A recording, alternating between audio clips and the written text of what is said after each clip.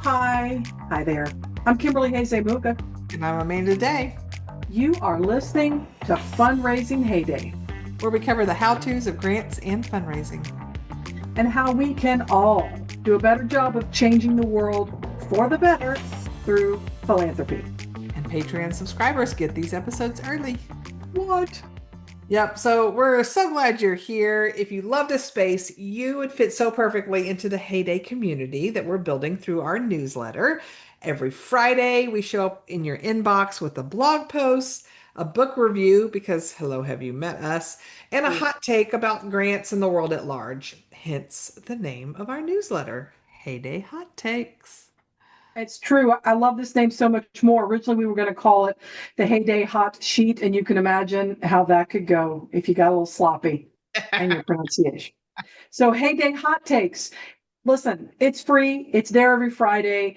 There's lots of good information, great book recommendations, and then sometimes we're just ranty. And if you enjoy a good rant, come join us.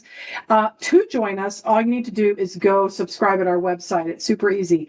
HayDayServices.com, HayDay.com, and you can find the subscription link at the top and bottom of every page. The newsletter is just a really good way as well to keep up with where we're going, what we're training about, what other events we might be leading. And hey, we would love to show up in your inbox this Friday. It sounds a little painful, but I think we'll fit. So subscribe to HayDay Hot Takes today at HayDayServices.com. Yep. So today on our episode, we are talking about something that's been on all of our minds since August 7th. That's the day the new executive order on federal grant making and what it means for how we advocate for better practices across the entire funding ecosystem. So, this isn't just about federal grants anymore. It's about using this moment to push for the systemic and systematic changes we've all been wanting to see. Story. We are thrilled that S&F Writing Solutions is our podcast sponsor for the second half of season 8. Also, season 8, what? Wow. So founder and CEO Stacy Fitzsimmons holds a Master's of Business Administration where her thesis focused on strategic planning and culture change. Combined with her 20 plus years of experience as a project management and grant professional, with a federal grant win rate of 70%, she has learned more than a thing or two about leadership, consulting, and taking calculated risks. So take a listen. So, Stacy, grant professionals are conditioned to never fail, but you see tremendous value in having the space to try new things and possibly fail. Why is that? Because that's when you learn. Um, I like to equate this to learning to walk, right? When we watch babies learn to walk, they always fall down, right? But we don't criticize them for falling down, do we? Most of the time we're like, oh, how cute. And we help them back up, right? So it's almost that same mentality of, let me give you some space to walk. If you fall down, we'll talk about it and I'll help you get back up. And that is so hard for a lot of organizations, especially when money is tight. But at the same time, as an organization, if we really want to serve our clients and we want to make an impact, we have to try new things. Not everything's going to work, and that's fine. But we can also have data to back up why it didn't work or what we tried and why it didn't work, and share that with other organizations that might at some point in time have that as a sticky note in their plan, right? So they're like, okay, we tried it. This is what happened. This is what our experience was. Okay. But as an organization, if we give that room for people to learn, then we as an organization have an opportunity to grow and develop. And that's the difference between those organizations that continue to thrive and those organizations that stagnate. It's really in that innovation. And part of innovation is trial and error. Okay, so you have to make the errors in order to find the success. I wish more people recognize that because it's absolutely true. I think Mhm. Kimberly and I have a mistakes were made episode in our Patreon we do every month to remind people that we're not perfect and it's okay to try things and fail and the best part is learning from it and moving on, Mhm. right? Yep. Yep. Absolutely. To find out more about Stacy Fitzsimmons, SNF Writing Solutions, and her incredible offerings, visit snfwritingsolutions.com.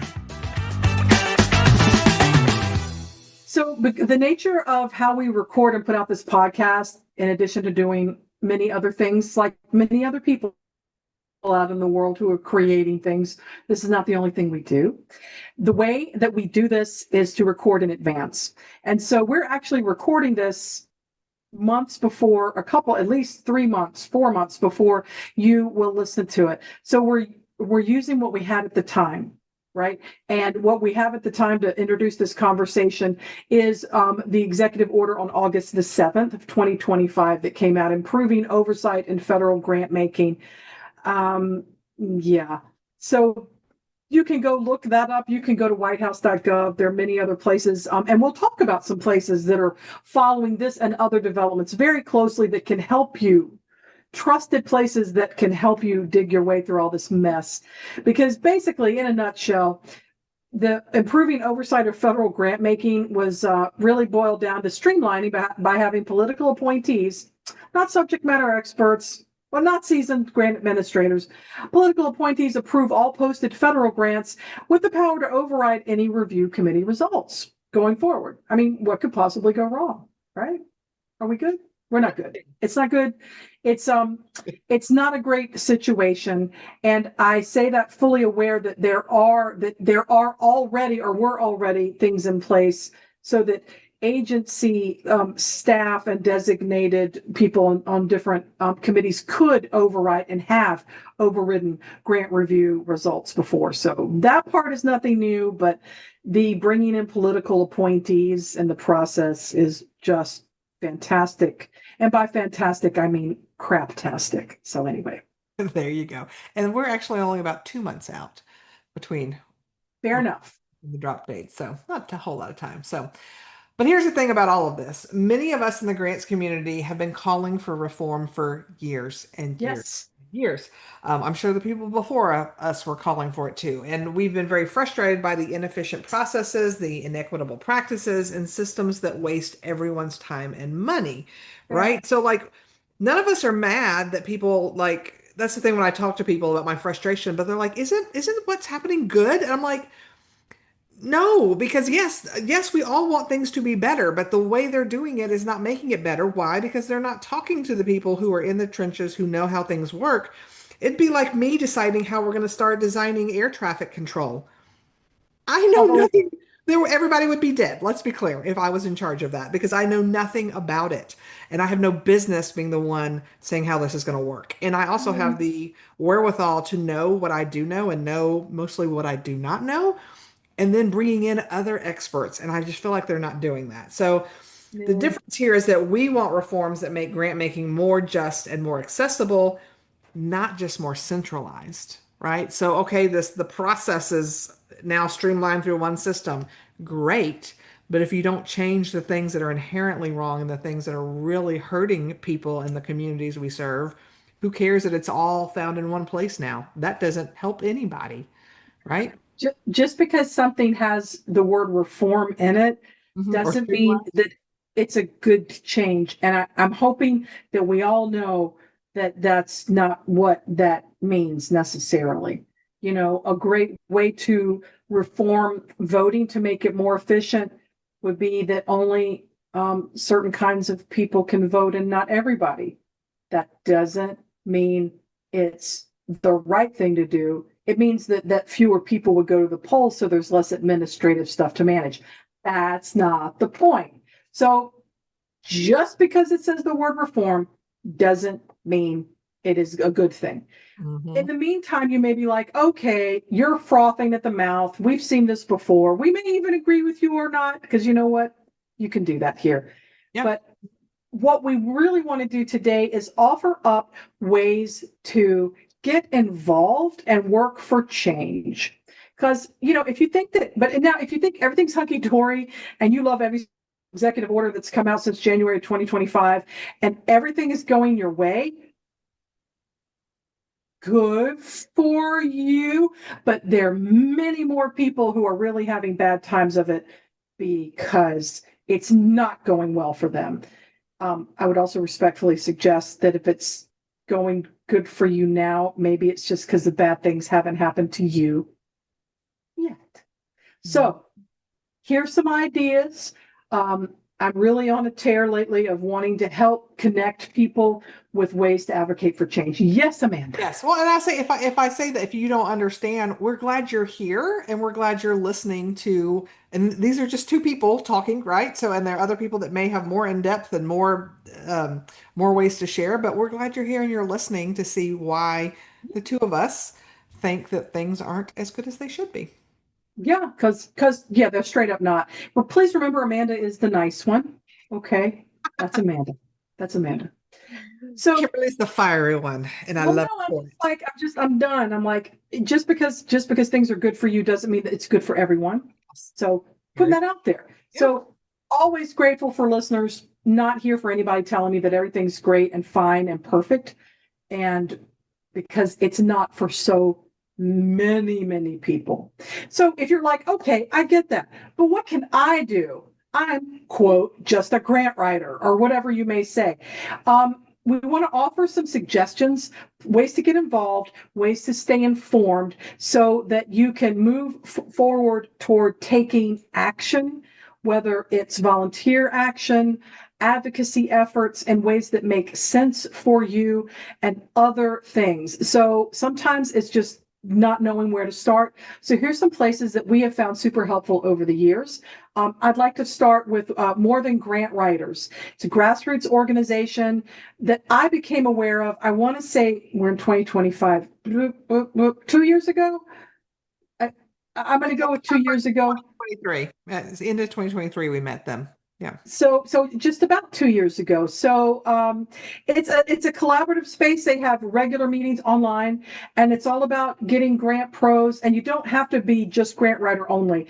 If you write some grants, meanwhile managing programs or running cities or councils or whatever it is you do, and you want to pull together and sort of use that collective power for social and environmental justice, highly recommend More Than Grant Writers. We'll include these in the show notes. And actually, two of the folks that helped founded this also guested on our podcast a couple of seasons back. So a great way to start, to just show up and see what's going on. Yep. That's it's a fabulous group. I can't make it every month when they meet, but I do every time I can, and I'm always happier for it. If for no other reason, I learn something new or I meet other grant professionals that are doing amazing things, and that's a fabulous thing.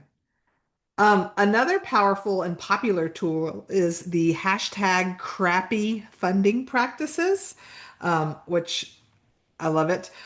So it started as an offshoot of the advocacy work of Voulet, who was a guest on our podcast from season 2, and many of his colleagues.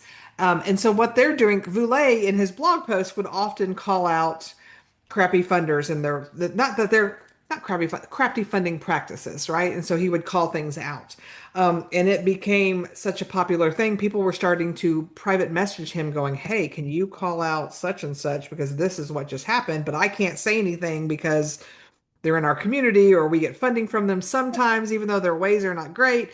And I can't do that. I'm employed by this organization or whatever. So he would call them out. So it's turned into this much bigger movement on LinkedIn. And so this is how it works. You encounter an organization that has some crappy practices, whether it's their application process is not fair or whether they say, I can give you, I worked with trying to get in touch with a funder recently. Their email address on their website doesn't work. I have called multiple people that work there. Nobody has bothered to call me back. And there's, in their contact form online, I filled out 3 times and no one has bothered to respond.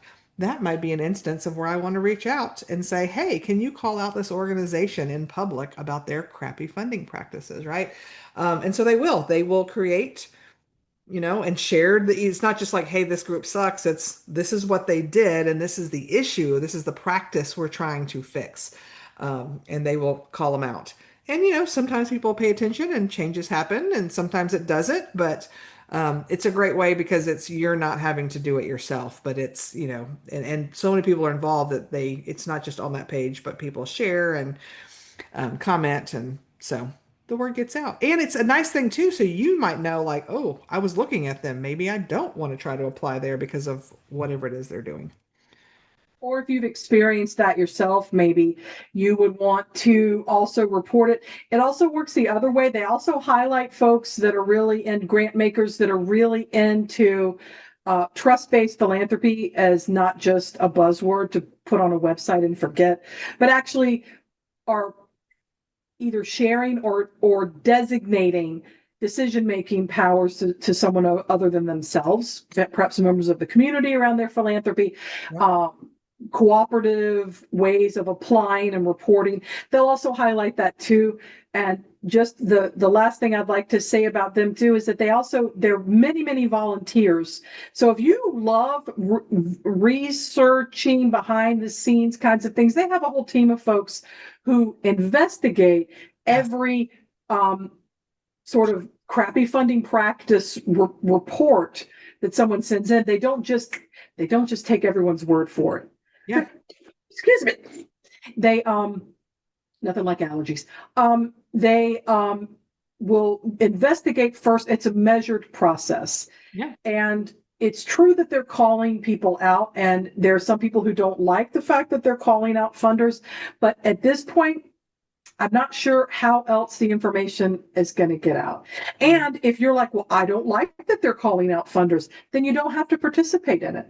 Yeah. Maybe there's another way that might be a better fit for you. And I'd like to suggest another way, and that is grantadvisor.org. And one of their founders, Kari Onestad, has also guested on the Fundraising HayDay podcast several seasons ago. So what I really like about grantadvisor.org is it's kind of like a Google review, but maybe more heavily curated or vetted, if you will. So it's like Google reviews for grant makers, right? You can read reviews. You can go on right now just anonymously and read, and you can give honest feedback about your experiences, good or bad. Yep. With different foundation funders. I think they need to have 3 reviews before they'll make something public. Not anymore. No. Now they do it. Just one is all it takes. They changed the rule. I think they've gotten big enough to where, and not every funder is going to be on there, but we are well into the thousands of foundations and other grant makers that are on there. And I have heard from people, and I used to think this myself. It's like, it's just a review. What difference will it make? No one's going to pay attention. I'm just one person. And before you would think that maybe these steps are too small, and that it's actually maybe more productive to just whine about stuff and never do anything about it, because that can be an approach. I have taken that approach myself in the past. I'm no longer participating in that approach, but I wanted to give you an example of how small changes can work together while advocating for the big changes. A series of small changes can make a huge difference. So this is about grantadvisor.org. So back in like 2021 or so, they did a survey, and the results were, what is your biggest pain point? Grant writers, grant professionals, grant developers, about the granting process. And I don't know if it was a pick list, or I think it was maybe open-ended and maybe some pick lists. But the point is, the number one thing was not being able to download a version of the questions before you get started. I mean, we weren't even getting into lack of transparency and ridiculousness and lack of communication. It was like, please, for the love of everything holy, can I just have the question so that I don't have to make a dummy account? Hi, hello, done that. Or gone in and jacked around so that I could download questions just so I could get the information together I needed, so that I'm not stuck in the middle of an application, not knowing where it's going, right? It's huge. Trust me, it's a huge thing. So they were like, okay, the people have spoken, and they started hashtag fix the form. And I know that, and I read this at the time I was on what used to be called Twitter, and people were like, oh, fix the form. I mean, that's okay, but I mean, what good did it do? here's just a couple of things, quick things that it did, right?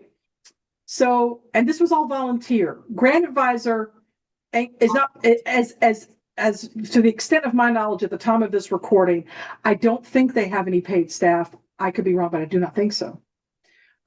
Still, so fix a form. What difference could me responding to a survey or leaving a review possibly make? What could it make?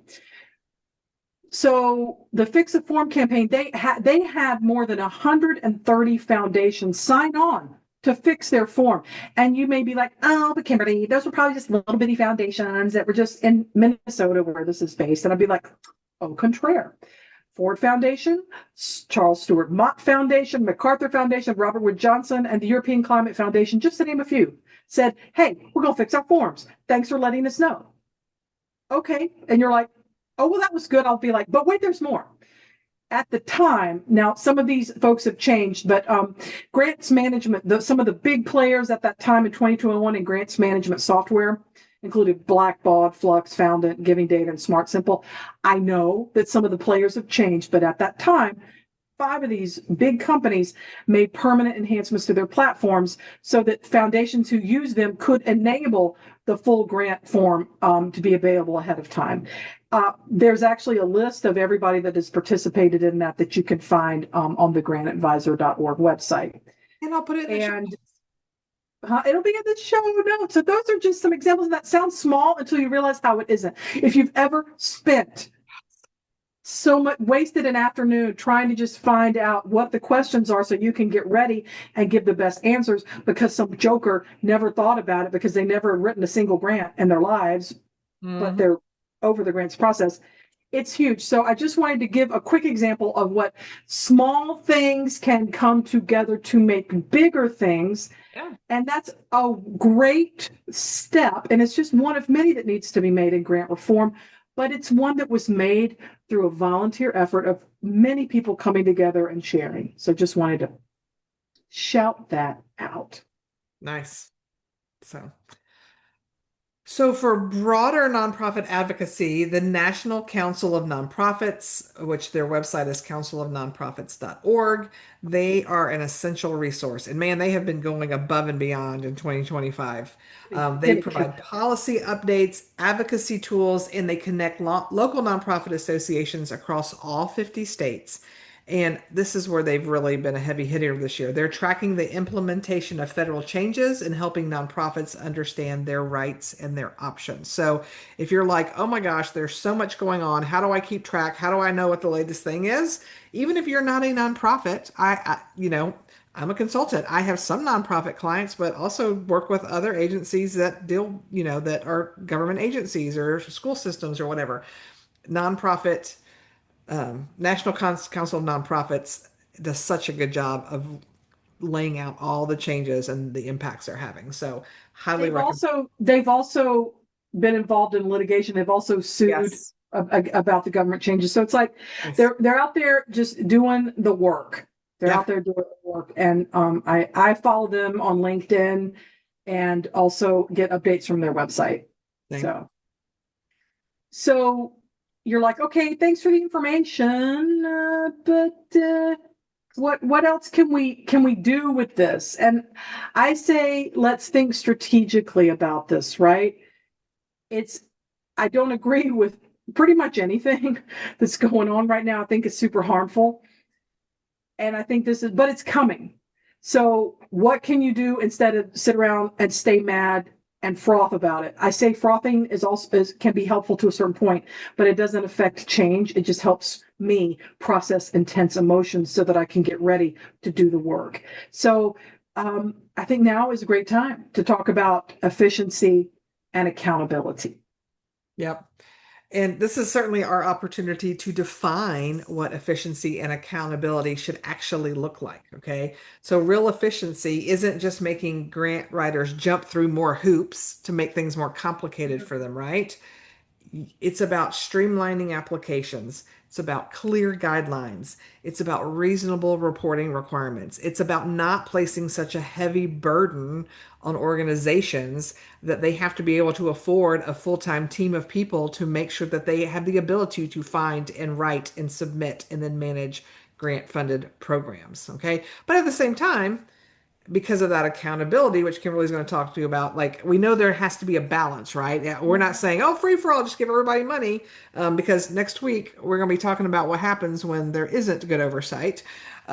So we're not saying no oversight, but efficiency really does mean making it so that the money is able to go where it needs to go because it's not so cumbersome and so complicated and so inefficient in its processes.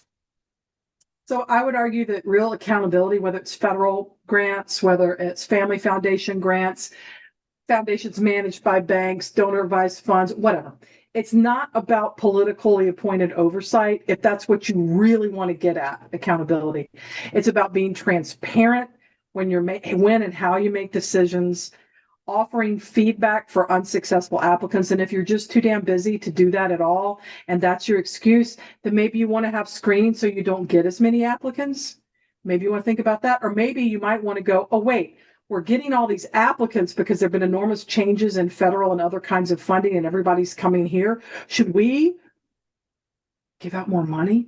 Just a thing that I'm thinking about for you. Just an idea, just a look to consider. But also consistent application of stated criteria. If you're getting all these proposals that don't make any sense, are you asking the right questions? Can you be super clear? And by golly, if you only want invitation only, just say that. Just say that. Can I also just say, I've the last year and a half, I have been doing tons of research. That's been my focus on some of the work I'm doing is just grant prospect research. The number of foundations that in that line on the 990 where it can say, what are any restrictions? And they either write nothing or they write none. But if you look closely enough, you see, oh, they've only funded agencies in Texas. Then that's a restriction. Say You it. only fund Say Texas it. organizations. Or you look and you're like, they've only funded universities. Clearly, that's a restriction. You also stop. You wouldn't get, if you're like, but we said education. Well, education can be a K-12 school system. Education can be a daycare. Education can be an after-school program. Education can mean a lot of things. But if what you mean is we only want to do scientific research at top-notch universities, that's a restriction. State it, and guess what? You will weed out. It'll make your life easier, and it'll save all of our time and effort on applying to a grant that's never going to get funded because it doesn't meet your requirements. So state your flipping requirements on the 990. That's where's a spot for it. I'm I not mean, mad or bitter about any of this. well, I mean, with just cause, because it's like, look, if you started a foundation as a family foundation for some to give sort of tax sheltered Yeah, donations to your children's private schools, your church, and your local park, so be it. yeah, I don't. It's legal. I've heard of nicer things you can do with your money, but call it. Just call it. If yeah, you want to give to your favorite animal shelter and your favorite children's daycare program and wherever your kids are in school, just call it. Say hmm, it's pre-selected only and have a nice day. You won't have to go through all those things, and no one's going to think, well, I will sit in judgment, but that's just what I do. But I'm also like, just call it. yeah, Say that you are, by law, you can. So do that and save us all a bunch of, and then when you won't get these things. yeah. And if you want to get the applications, but you already know who you're going to give to, shame. You're wasting everybody's time, including your own. Yes, absolutely. Yeah. So, We talk about what advocacy looks like in practice. Now that we've been on our high horses, and rightfully so. So first of all, these platforms Kimberly and I just walked you through, use them. That's why they're there, and they're better the more people use them. So leave a review on Grant Advisor, report problematic practices at hashtag crappy funding practices on LinkedIn. Again, link in the show notes on how to find them. Join the More Than Grant Writers community and get involved in movement. Create your own. If your little corner of the world has a better way to do something in your community, find like-minded individuals and get together, but don't just vent and complain. Come up with things that you can actually do to start making this change happen. So collecting data, coming together, doing all of this for systemic change is a beautiful thing, and we are encouraging it. Go do it. What's it? Make some good trouble. I mean, and really, it's not even trouble if you're leaving a review about a grant fund and you can do it anonymously. And if you're like scared to do that, I don't know. Get some help. Get some help. Um, but clearly, there are many other ways to be involved. You could engage another way. We've talked about leaving the reviews, as Amanda said, and another way to do this is to just reach out to your funders proactively, right? If you are a member of Grant Professionals Association or the Association of Fundraising Professionals, any association that might have meetings, and maybe you have a funding partner, grant making partner that's really cool to work with, maybe they can come give a talk. Maybe you can highlight them. Maybe you can use them as an example of positive fundraising practices. If you are building relationships, you can offer. Your offers will not always be accepted. For years, I have offered to help the Community Foundation of Greater Atlanta in developing their grants. I did this once publicly during Georgia Grant Professionals several years ago during the Georgia Grant Professionals Association meeting when they were unveiling their new focus areas. And they shut me down or not shut me down personally, but never didn't respond to the chapter or anything like that. But that doesn't mean you can't engage in other funders. I've worked with other funders where they have said, hey, we finally moved away from our really old application to our new portal. I know you're applying. Can you just let me know afterwards, what you thought about it? Because at that time I'd applied to them for like 5 or 6 years in a row. So sharing resources, maybe there may be something about fix the form. You could show them, even though it's several years ago, it's like, if you could make the questions available without having to sign into the platform first, that will help you get better quality proposals. So you can share those resources and just talk things through. It's not super helpful if you go, yeah, y'all's application process sucks. You may think that, and you may be right. But if you want to get the good results, maybe it's, hey, have you ever considered doing this or that so that you can get better, improve the quality of your applications? Yeah. And help them along that way. So just sharing and talking or emailing locally can help not only you, but all the other folks who are applying, and maybe the foundation staff too. They may not even realize how to fix what might be for them a big pain point. Yep. Another one is collaborating with your peers. The Council of Nonprofit has state associations that can help amplify individual voices. If 5 organizations in a region are having the same frustrating experience, that becomes a pattern worth addressing collectively. So maybe even if y'all are all coming together, again, join more than grant writers, help volunteer with crappy funding practices. Join the Grant Professionals Association or the Association of Fundraising Professionals or National Grant Management Association or whatever association, because then you're part of a larger organization and you can start, lending your voice to that group about the changes, and most of these organizations have chapters. So maybe you're doing some work at a chapter level. There's just lots of ways that you can make, if you're like, but I'm just me, it's just one voice. But if you lend your voice to a larger group, then your voice carries a lot further. Also, quick sidebar, if you are too busy to do this and to advocate for change and you're just too busy and you can't, then I would also encourage you to use your time in ways to move your other life priorities forward instead of incessantly complaining about it, either in posts or groups, and then saying that all this stuff is wrong, but I don't have time to do anything about it.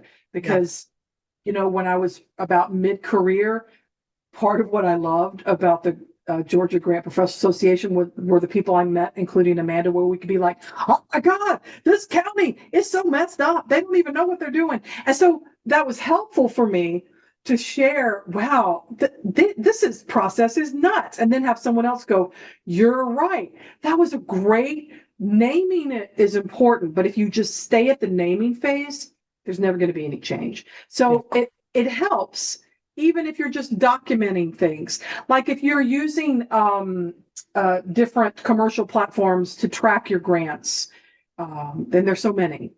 Yeah. Instrumental, Blackbaud, et cetera, et cetera. They all do different things in different ways, but there's usually a place where you can leave notes about the funder, leave notes to yourself, and you can run reports off of them and offer that up if you want to take a next step about maybe you want to register a crappy funding practice or a good funding practice. Maybe you want to write an article about it. If you're documenting things as they happen, it could just be little notes like, wouldn't answer my calls for 5 weeks, or wow, they invited me in for and they, oh wow, they came to spoke, or it was an incredible site visit and they're really open and they're excited about this and that.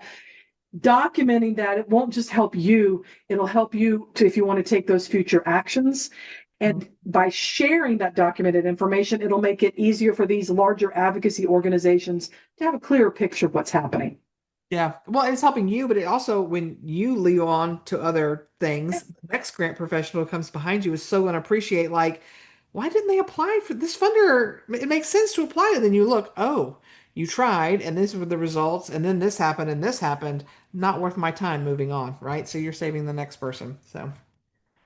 Um, the fifth thing I will say is don't just advocate against bad practices. And Kimberly's been saying this a lot. It's not just the bad, but we're highlighting and advocating the good ones. And so when you encounter a funder doing right, share it. Do a social media post about it. Do whatever. Leave positive reviews on Grant Advisor. Nominate them for recognition. I know the Grant Professionals Association has the Grant Maker of the Year award. They've got a public and a private version. So if you're working with, a public or a private agency that's doing amazing things, then nominate them so the world can see, oh, this is the standard. This is how we should be. And so good practices spread because they're celebrated, right? And other people, well, I want that too, right? And hey, let's have a little bit of that jealousy and let them change their ways so that they can be the next one. Well, that works for me. Do that. And quick plug too for if you're not a stand on your own kind of person, which is fine. One of my happiest and sweetest volunteer experiences was reading applications for the Grant Maker of the Year award. The awards committee, it was like, oh, look at these nice people doing nice things with money. Isn't that nice? It was very satisfying. So as we're moving to a close here to go through some different actions, again, I just want to say, if you are really dealing in the federal grants sphere, I highly recommend just staying in touch, following National Council of Nonprofits. They're doing a great job sort of digging through and getting the skinny and also taking action.